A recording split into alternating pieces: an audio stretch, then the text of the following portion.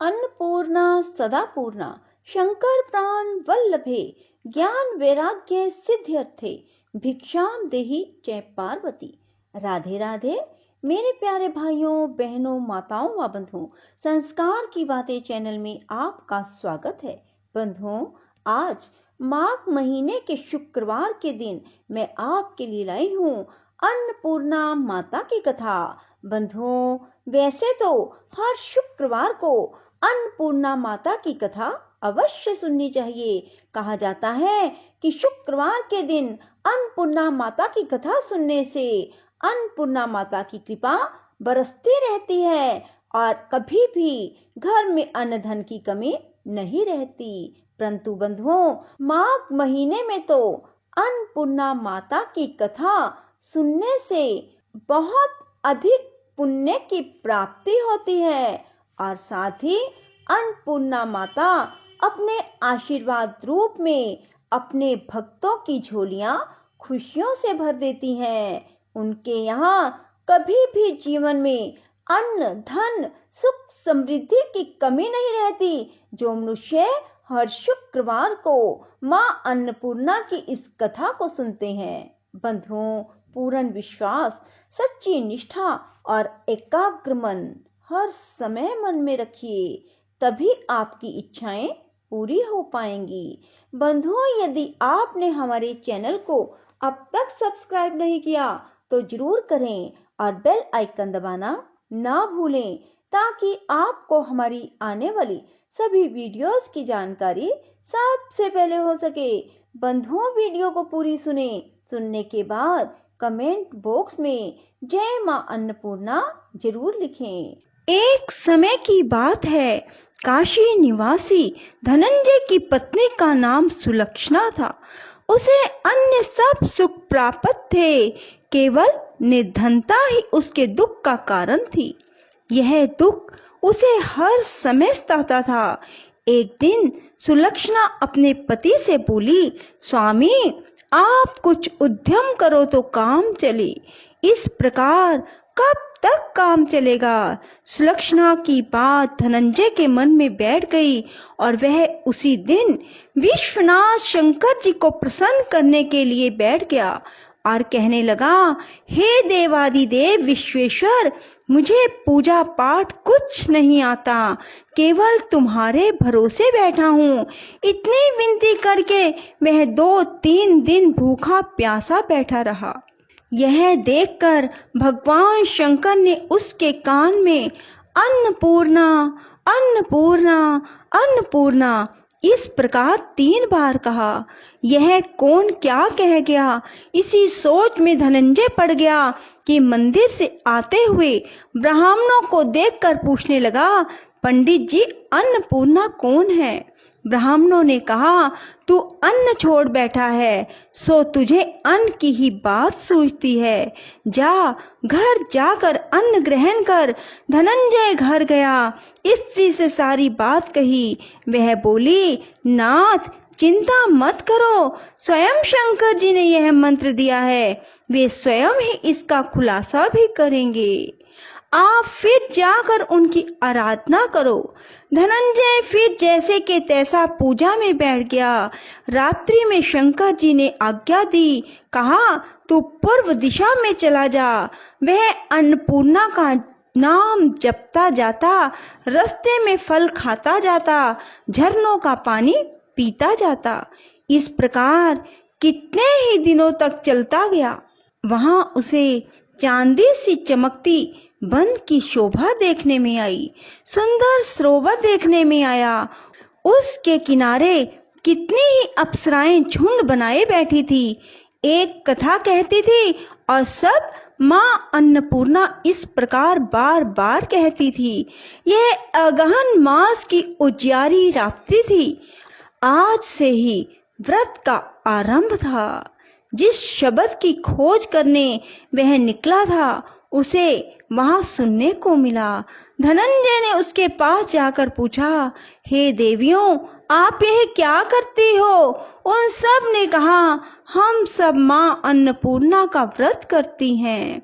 व्रत करने से क्या होता है, यह किसी ने किया भी है, इसे कब किया जाए, कैसा व्रत है और इसकी क्या विधि है, मुझसे भी कहो। वे कहने लगी, इस व्रत को सब कोई कर सकते हैं। 21 दिन तक के लिए 21 गांठ का सूत का धागा लें। 21 दिन यदि ना बने तो एक दिन उपवास करें। यह भी ना बने तो केवल कथा सुनकर प्रसाद लें। निराहार रहकर कथा कहें। कथा सुनने वाला कोई ना मिले तो पीपल के पत्तों को रख, सुपारी या गुवार पाठा के वृक्ष को सामने कर, दीपक को साक्षी कर, सूर्य, गाय, तुलसी या महादेव को बिना कथा सुनाए मुख में दाना ना डालें। यदि भूल से दाना पड़ जाए तो एक दिवस फिर उपवास करें। व्रत के दिन क्रोध ना करें, झूठ ना बोलें। धनंजय बोला, इस व्रत के करने से क्या होगा? वे कहने लगी, इसके करने से अंधों को नेत्र मिले, लूलों को हाथ मिले, निर्धन के घर धन आए, बांझी को संतान मिले, मूर्ख को विद्या आए। जो जिस कामना से व्रत करे माँ उसकी इच्छा पूरी करती हैं। वह कहने लगा, बहनों मेरे भी धन नहीं है, विद्या नहीं है, कुछ भी तो नहीं है।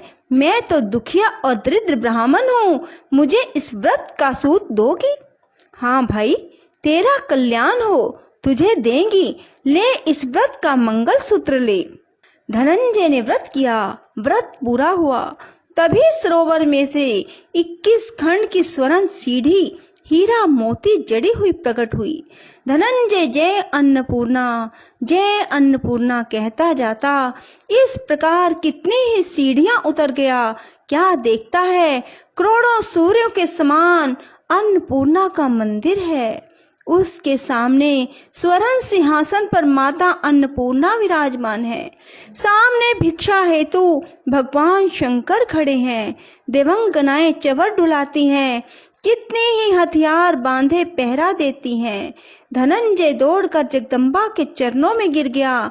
देवी उसके मन का क्लेश जान गई। धनंजय कहने लगा, माता आप तो अंतर्यामिनी हो, आपको अपनी दशा क्या बताऊं? माता बोली, तूने मेरा व्रत किया है, जा संसार तेरा सत्कार करेगा। माता ने धनंजय की जीवा पर बीज मंत्र लिख दिया। अब तो उसके रोम रोम में विद्या प्रकट हो गई। इतने में क्या देखता है, काशी विश्वनाथ के मंदिर में खड़ा है। माँ का वरदान ले धनंजय घर आया। सुलक्षणा से सब बात कही। माता जी की कृपा से उसके घर में संपत्ति उमड़ने लगी। छोटा सा घर बहुत बड़ा गिना जाने लगा। जैसे शहद के छत्ते में मक्खियां जमा होती हैं, उसी प्रकार अनेक सगे संबंधी आकर उसकी बड़ाई करने लगे। कहने लगे, इतना धन और इतना बड़ा घर, सुंदर संतान नहीं तो इस कमाई का भोग कौन करेगा? सुलक्षणा से संतान नहीं, इसलिए तुम दूसरा विवाह करो।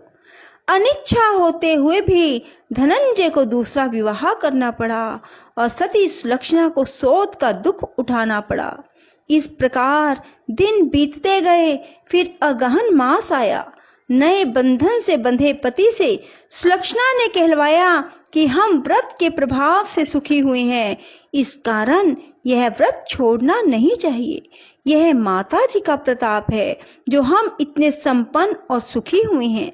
सुलक्षणा की बात सुन धनंजय उसके यहाँ आया और व्रत में बैठ गया। नई बहू को इस व्रत की खबर नहीं थी। वह धनंजय के आने की राह देख रही थी। दिन बीतते गए। व्रत पूरे होने में 3 दिवस बाकी थे कि नई बहू को खबर मिली। उसके मन में ईर्ष्या की ज्वाला दहक रही थी। सुलक्षणा के घर आ पहुंची और उसने वहां भगदड़ मचा दी। वह धनंजय को अपने साथ ले गई। नए घर में धनंजय को थोड़ी देर के लिए निद्रा ने आ दबाया। इसी समय नई बहू ने उसके व्रत का सूत तोड़कर आग में फेंक दिया। अब तो माता जी का कोप जाग गया। घर में अकस्मात आग लग गई। सब कुछ जलकर राख हो गया। सुलक्षणा जान गई और पति को फिर अपने घर ले आई। नई बहू रूठ कर पिता के घर जा बैठी। पति को परमेश्वर मानने वाली सुलक्षणा बोली, नाथ घबराना नहीं, माता जी की कृपा अलौकिक है। पुत्र कुपुत्र हो जाता है पर माता कुमाता नहीं होती। अब आप श्रद्धा और भक्ति से आराधना शुरू करो, वे जरूर हमारा कल्याण करेंगी।